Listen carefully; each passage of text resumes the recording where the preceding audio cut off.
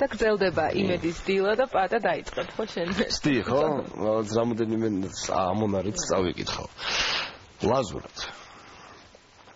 დუღუნი დოყვით. ქუძი კაი ბიჭი რტუი? ოტრაღოდუ ბუწუმელთ სიმღერას. რაღაც მეგონი არა. კი, აი ამ ტექსტების შესახებ და ამ ორი წიგნის შესახებ უკვე სტუმრებთან ერთად ვისაუბრებ და მოდი ვეტყვი ხომ მაყურებელს ვინ არის ჩვენი სტუმარი. არნოლდ ჩიკობავას სახელობის ენათმეცნიერების ინსტიტუტის დირექტორი ქალბატონი ლალი ეზუგბაია და ისტორიკოსი კოლხური სერიის მთავარი რედაქტორი ბატონი ბუბა კუდავა და დილომშვიდობის დიდი მადლობა სტუმრობისთვის და მადლობა რომ აი ესეთი საინტერესო მასალით მოხვედით და წიგნებით რაზეც ვისაუბრებთ. ლაზური ლექსიკონი და ლაზური ტექსტები ეს არის ორი ახალი წიგნი რომელიც შეემატა კოლხურ სერიას, ხო? იქნებ მოგვიყვათ ამ წიგნების შესახებ, როდის დაიწყო მასზე მუშაობა და როდის გამოვიდა უკვე გაყიდვაში, ვინ არის ავტორი და ასე შემდეგ. მივესალმები ტელემაყურებელს. დღეს ჩვენ ხელთ გვაქვს ლაზური ლექსიკონი. ქალბატონი ირინე ასათიანი გახლავთ ამ ლექსიკონის შემდგენელი. უნდა გითხრათ, რომ ქალბატონმა ირინემ უკვე 9-10 წელს გადააბიჯა, მაგრამ ის ძველებური შემართებით აგრძელეს მუშაობას ლაზურზე. პირადად მას მინდა მივულოცო ამ წიგნის გამოცემა, რამდენადაც თითქმის 9 საუკუნეზე მეტია მიმდინარეობს ლაზურ ლექსიკონზე მუშაობა. არნოლდ ჩიკობავას სახელობის ენათმეცნიერების ინსტიტუტში დაიწყო ქალბატონმა ირინემ ამ ლექსიკონზე მუშაობა თავად ბატონი არნოლდის ხელმძღვანელობით. ძირითადად მე გახლავართ ერთ-ერთი რედაქტორი მერაბ ჩუხლასთან ერთად და ნიშანდობლივია რომ ქალბატონმა ირინემ აი თავისი პატივისცემის და მადლიერების ნიშნად ისურვა რომ აღნიშნულიყო ორივე წიგნზე ჭანურ ტექსტებზეც და ლაზურ ლექსიკონზე მთავარ რედაქტორად ბატონ არნოლდ ჩიკობავაც როგორც სულის ჩამდგმელი თავის დროზე ამ ლექსიკონისა. ლაზური ლექსიკონი ამ შემთხვევაში ძალიან ლამაზი წიგნია და ამისთვის ძალიან დიდი მადლობა უნდა მოვახსენო გამომცემლობას და გამომცემლობის დიზაინერსაც. ლაზური ლექსიკონი ამჯერად წარმოადგენს ერთ ნაწილს იმ მასალისა, რომელზედაც ქალბატონი ირინე მუშაობდა ჩვენს ინსტიტუტში. ზმნური ლექსიკაა წარმოდგენილი ლაზური ენისა. ყველაზე რთული უბანი, ყველაზე საინტერესო და მრავალფეროვანი სხვათა შორის, რაც დამახასიათებელია ლაზურისათვის, ასევე მეგრულისთვის და ამ ერთობლივად მეგრულ-ლაზური ენობრივი ერთეულისთვის. ამ ორ წიგნზე მუშაობის პროცესზე ძალიან ვთვლად გვინდა რომ მოვისმინოთ, იმიტომ რომ ნამდვილად საინტერესო საქმესთან გვაქვს შეხება. უბრალოდ მანამდე მინდა ბატონო ბუბა გკითხოთ, ეს კოლხური სერიის რიგით მერვე მეცხრე წიგნებია, ხო, რაც გამოვიდა გაყიდვაში. როდის გაჩნდა იდეა, რომ სწორედ ეს ორი წიგნი შეემატებოდა ამ კოლხურ სერიას? პირველად ამ კოლხურ სერიას როცა ჩაეყარა საფუძველი, პირველი წიგნი იყო 2000 ლაზური სიტყვა, ესეთი მცირე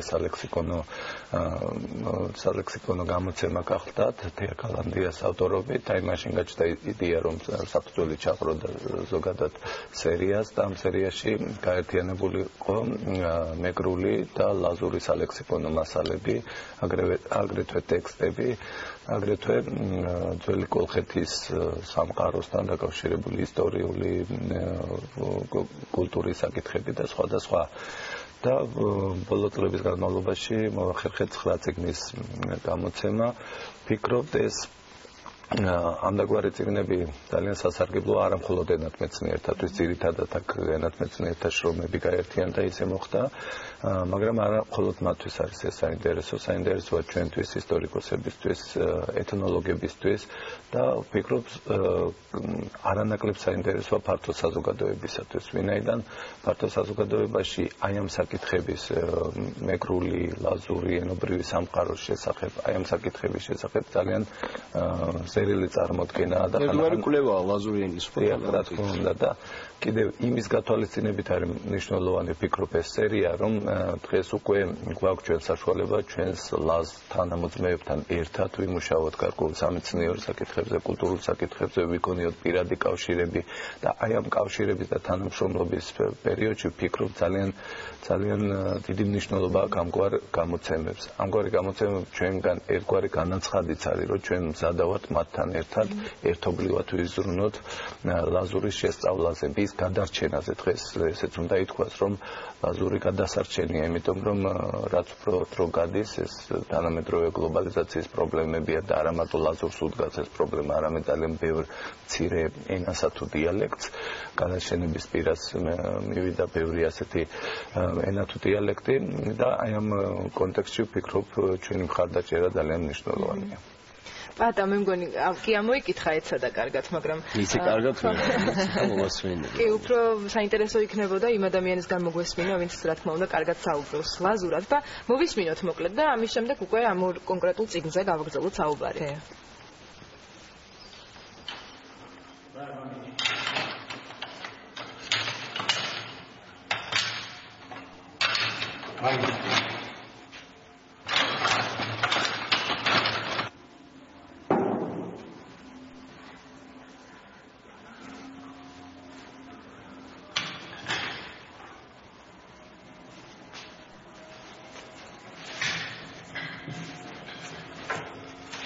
და რა სამზადებენ იქ? ანჯერ მოусმინოთ საუბარს. აშეღი დაჩხური აშო ხათი კემიდი ნეტა იქსერი თუდა აკო ეშო იქსერი ეთ შეევაცა აშო ევალა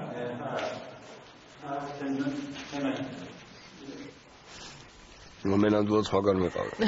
უბრალოდ კითხულობდი, რაც განვაცილდეთ და დავასაყოლიოთ. კარგით, იქნება აი სამუშაო პროცესზე ვისაუბრებთ, თუნდაც ლაზურ ტექსტებში. რა მასალაა შესული? ძალიან საინტერესო მასალა და უნდა გავაგრძელო ბატონი ბუბას საუბრის ხაზი, რომ ეს წიგნები მართლა ძალიან მნიშვნელოვანია ყველასთვის, არა მხოლოდ ენათმეცნიერებისათვის.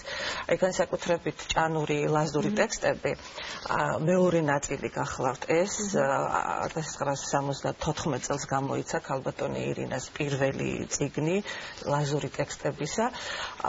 ეს განსაკუთრებულია იმდენად, რამდენადაც აფხაზეთის ლაზებისგან არის ჩაწერილი.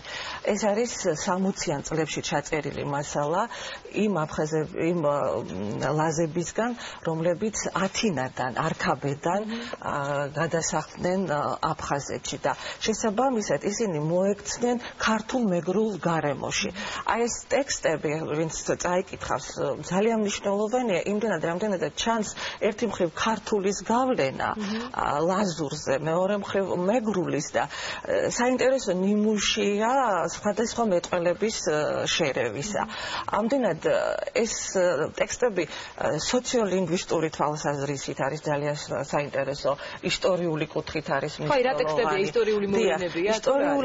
არის ისტორიული მოვლენები, სხვათა შორის ძალიან კარგად ჩანს თვითშეფასება, რა წყლებიან ლაზები თავიანთ შესახებ, საიდან მოვიდნენ, საკუთარ თავს როგორ აფასებენ, შეფასება დამოკიდებულება სხვა ეთნოსების მიმართ. ძალიან საინტერესო ფაქტია, მაგალითად, აფხაზებს ისინი უწოდებენ აბაზებს. ესე იგი, ამ ტერმინით აბაზით ისინი აფხაზებსაც მოიხსენებენ, თუმცა სამეცნიერო ლიტერატურაში ორ სხვადასხვა ეთნოს ქვია აფხაზი და აბაზი, თუმცა ძალიან მონათესავე ეთნოს. ამდენად ეს ტექსტები ვფიქრობ, რომ გამოადგება ყველას, ვინც კი დაინტერესებულია ლაზების კულტურით, ცხოვრებით, ყოფით, ისტორიით და მით უმეტეს, რომ დღეს აფხაზეთში უკვე შეუძლებელია ლაზებთან ურთიერთობა, მათი ჩაწერა, საერთოდაც კითხვაც კი ჩდება, დარჩნენ კი იქ ლაზები დღეს არიან. ანუ ამ წიგნების საშუალებით უნიკალური მასალა ეს ძალიან უნიკალური მასალაა, რომელიც მე ვფიქრობ, რომ ცოტა დაგვიანებით, მაგრამ მაინც მით უმეტეს ასეთი შრომატევადი საქმეა ჩადებული. თარგმანით ახლავს ხო? ქალბატონი ირინე ასათიანის გამოცემები, ტექსტები სწორედ ამით არის მნიშვნელოვანი, რომ მან ყველა თავის ტექსტს დაურთო თარგმანი. სიტყვასიტყვითი თარგმანი ახლავს ტექსტს. ამდენად ლაზურის ამცოდნესაც შეუძლია როგორც წყარო, სანდო წყარო გამოიყენოს ეს ტექსტები და ვფიქრობთ, რომ ნამდვილად შეიძლება ვენდოთ ქალბატონ ირინეს, როგორც ტექსტების თარგმნელსაც, როგორც ჩამწერსაც და სხვათა შორის კიდევ ერთი ბატონმა ბუბამ აღნიშნა, რომ ლაზებისთვის ძალიან მნიშვნელოვანია ასეთი გამოცემები. მე მინდა გითხრათ, რომ აი გამოვიდა ესეთი წიგნები. აი ლაზებმა უკვე გამოსცეს ქალბატონი ირინეს პირველი წიგნი ტექსტებისა ლაზური ანბანით, თურქული საფუძველზე აქვს მათ ანბანი შექმნით და გამოსცეს და რამდენადაც მე ბუბასგან მაქვს ინფორმაცია, ამ წიგნზეც უკვე მოიწერეს, რომ ასევე სურთ ანალოგიურად გამოსცენ იქ ლაზეთში. არაფერს ვიტყვი ლექსიკონზე, რომელზედაც თქვათ ჩვენი ლაზი მეგობრები, რომლებთანაც ჩვენი კოლეგები ხშირად ჩადიან მივლინებით ექსპედიციებით ლაზეთში და ეს ფირიც ახლა რაც გავუშვით, სწორედ იქ იყო ერთ-ერთი ექსპედიციის დროს მოპოვებული.